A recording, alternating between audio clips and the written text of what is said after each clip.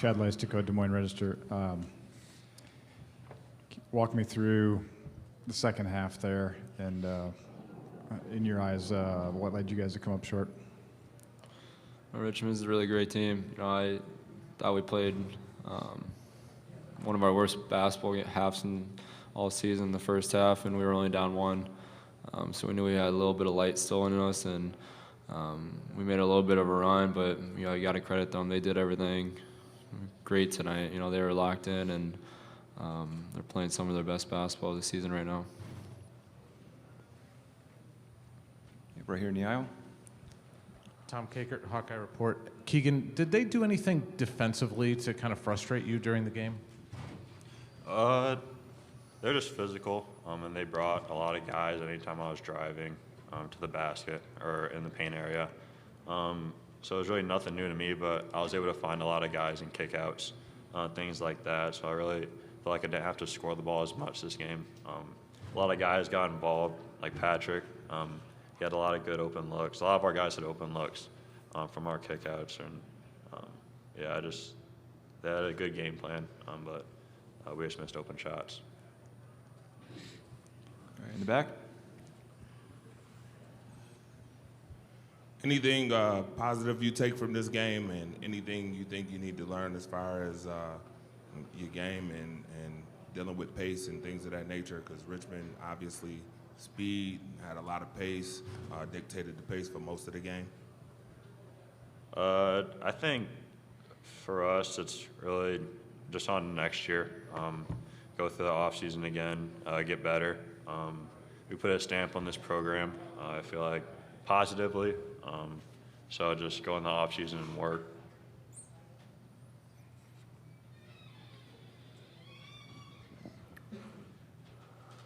Go ahead. Get your microphone, and then we'll go over here. Hey, it's Chad Leistico again. Connor and Jordan, I guess, just as real veterans in the program, if you both could just kind of address sort of just the finality, and I know this isn't what you wanted, but just sort of, I guess, paint me a picture of what you're feeling right now. Yeah, I mean, couldn't be feeling worse. Everybody, there's only one team's going to end on a win, but, leaving this game, it's probably the worst game we played all year, and I don't think it's close. So it's definitely not a good feeling on our stomachs right now. But, I mean, we go from a championship on Sunday, really, really quick turnaround, come right out again. So we didn't get to really celebrate that much. So I'm sure, like, when we look back, nobody thought we were even going to make the tournament. So I guess on a season right now it feels pretty terrible, but probably in a couple months probably feel a little bit better.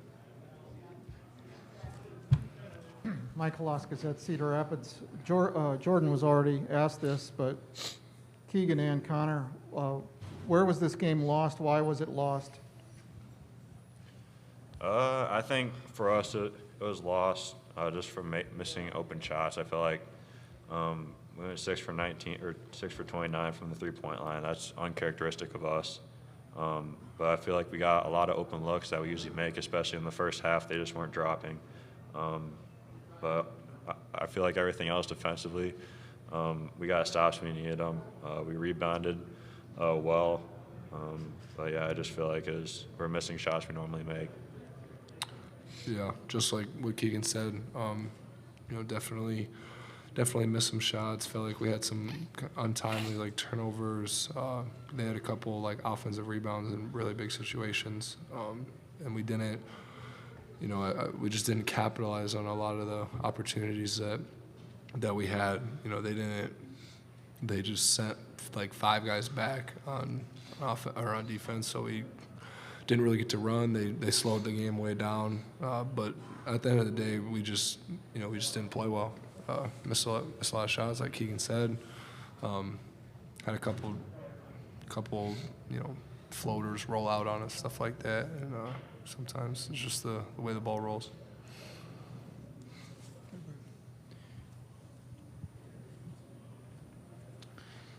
John Fanta, Field 68. Keegan, the two guys to your right, you know, what do they mean to you, and kind of how they've laid the foundation and laid that patchwork for the program overall? What have you seen from these teammates? Yeah, I think these two, especially our team last year, kind of laid the framework just for what the expectations are now at Iowa, and just what you got to do to win here. And these last 2 seasons, I feel like, kind of put the stamp on our program from what it was. And these two were part of it. Yeah, them two. And I feel like they're a really big part of our program. Will forever be a big part of our program. Go ahead. Kennington Lloyd Smith III, Des Moines Register. Any of the players can answer this, but kind of touched on it, winning on Sunday, short turnaround. Just kind of walk me through the preparation from Sunday to today. You know, maybe how that affected you in rest, in preparation, and other things, you know, leading up to today.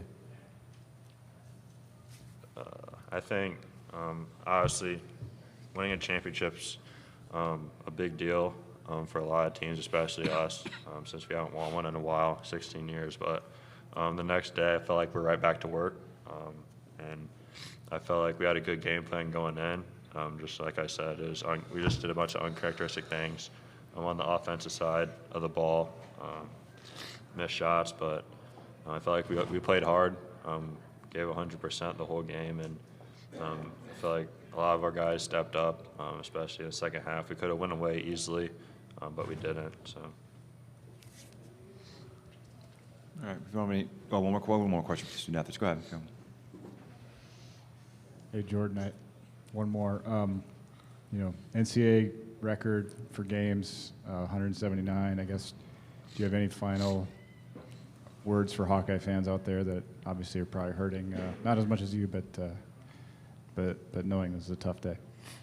Just thanks for giving me a chance. You know, this has been some of the best years of my life. I can't even put into words what, like, out of my left, Keegan, coach has meant to me. There's not a lot of people in the country that believed in me out of high school. You know, I faced a lot of, you know, adversity coming back. You know, a couple of hip surgeries, dealt with a lot of injuries, and you know, I can honestly say this last game, I put my heart and soul into this team, and you know, hopefully I left this jersey in a better place than, you know, I found it, and that's all I wanted to do when I came here. That was the only goal I had. I didn't care about my individual statistics, nothing like that. You know, I just wanted to make Coach proud, I wanted to make my family proud, and this whole entire state. I just want to thank every single Hawkeye fan that, you know, hopefully I inspired them to, you know, do something great with their lives, and I can't even put into words what it's meant to be here wearing this jersey. All right. I want to thank our student athletes for your time. Thank you.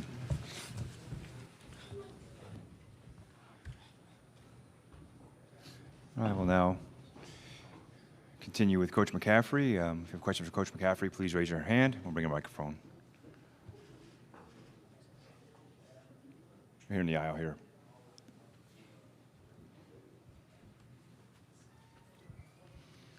John Fanta, Field 68. Fran, when that kid to your left has that emotion, I mean, it says it all, that he wears the pride on his sleeve for Iowa. What are your thoughts on the legacy that he's left on the program? You know, it says a lot about him, you know, the way he responded to the question. Like, you know, care about numbers.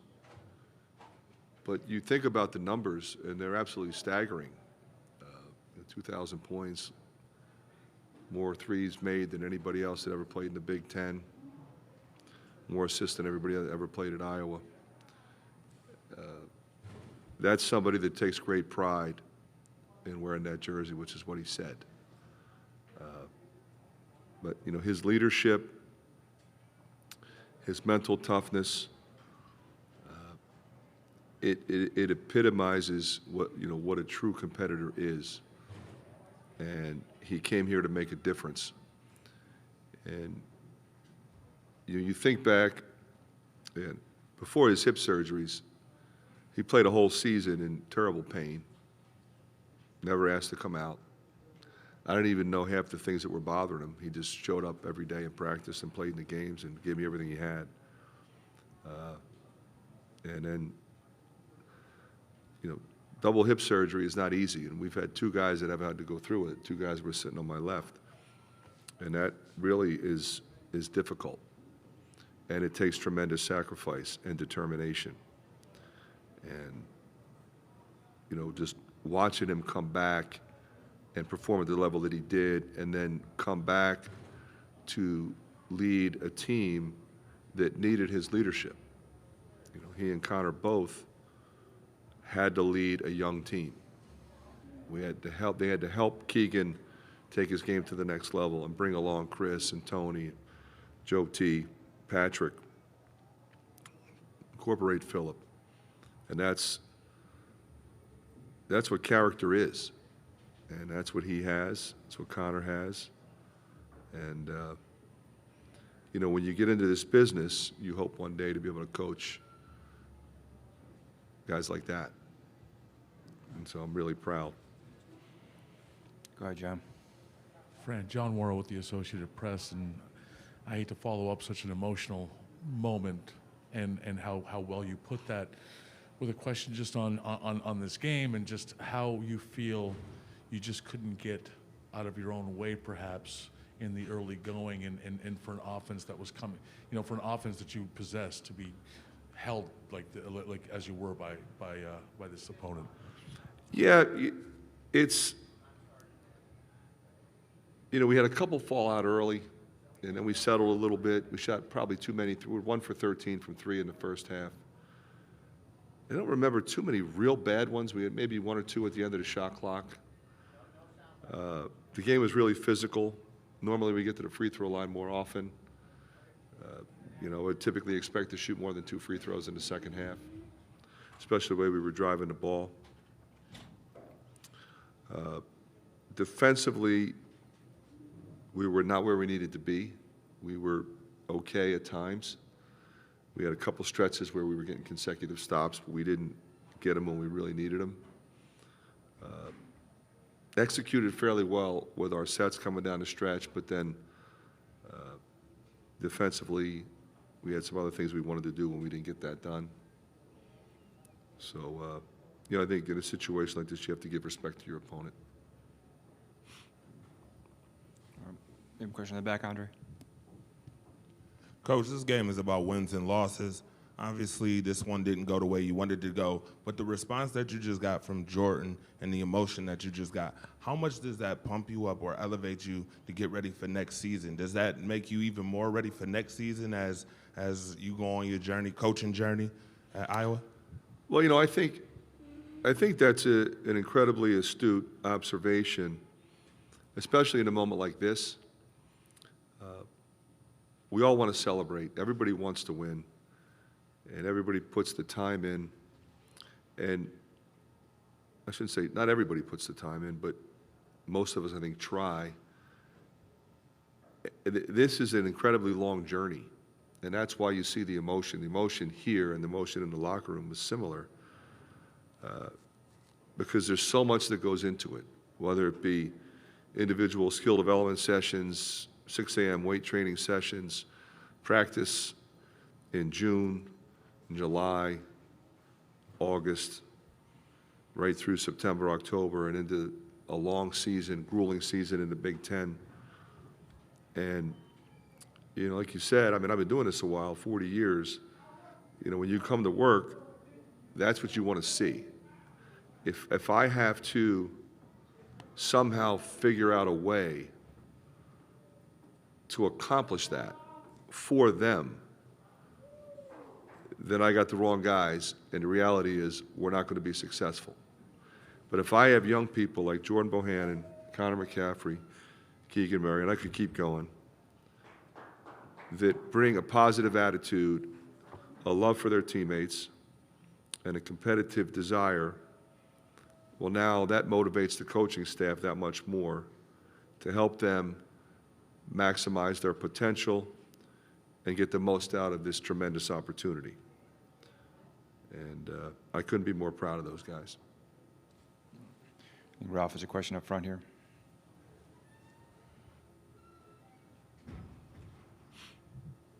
Fran, I don't want to take anything away from what Richmond did, but there was pretty close call, I would say. Late in the game, you guys were down 3. Murray shoots, one of the Murrays shoots a 3. Looks like he got fouled there. I don't know what you managed to see of that. Have you seen a replay of that? But any thoughts on that call? I have not seen the replay. I remember Chris's reaction, which was, I think pretty dramatic. I think it was upsetting for him. I feel bad for him. He's a pretty good shooter. He's typically not going to shoot and miss by that much in that situation. But again, it's on the other side of the floor, so I think it would be inappropriate for me to say, it was a terrible call. I'm 45 feet away from it.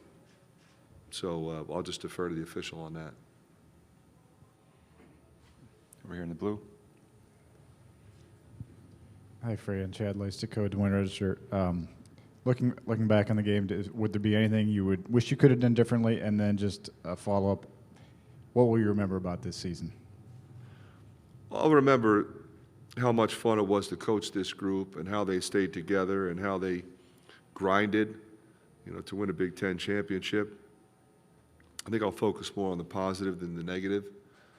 But like we say all the time, this is not a game of perfect, so you're not going to win every game. You're not going to play a perfect game and execute a perfect game plan every time. But our guys kept fighting today. We were not playing as well as we normally would. We had shots that weren't going in. We had guys that have been playing extremely well that were just a little bit off, and they just stayed the course. So I'm really proud of that. And I think any coach that would be sitting here in this situation would tell you that that's all we can ever ask of our guys. Just keep battling. Just keep trying to make plays. Just keep hustling on defense and just keep pounding that glass. And,